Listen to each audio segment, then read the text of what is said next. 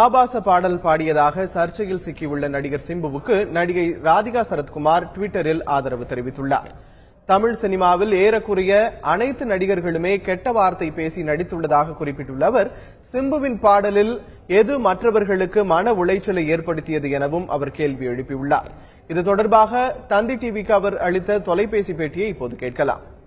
எல்லா பெரிய நடிகர்களும் எடுங்க, இந்த படங்கள் அத்தனையும் சென்சர் குழுவை தாண்டி வெளிவந்திருக்கிற படங்கள், சென்சரை தாண்டி வெளிவந்திருக்கிற படங்கள். இந்த எந்த நடிகனும் கெட்ட வார்த்தை பேசாம நடிச்சிருக்காங்கன்னு நீங்க எனக்கு சொல்லுங்க, நான் ஏத்துக்கிறேன் உங்க argument. You tell me. I'm every single actor except one or two. I think I said Rajinikanth and I think Vijay நினைக்கிறேன். I don't know. I think.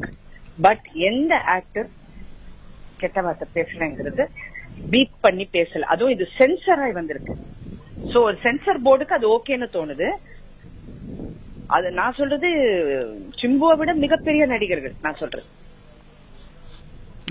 வந்ததா இல்லையா நீங்க எனக்கு சொல்லுங்க தயவு செஞ்சு. Because maybe I am ignorant. வந்திருக்குல்ல.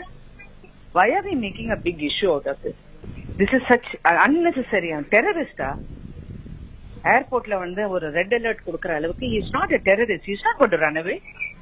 He is also confused, I think. ஏன்னா யாருக்குமே புரியல.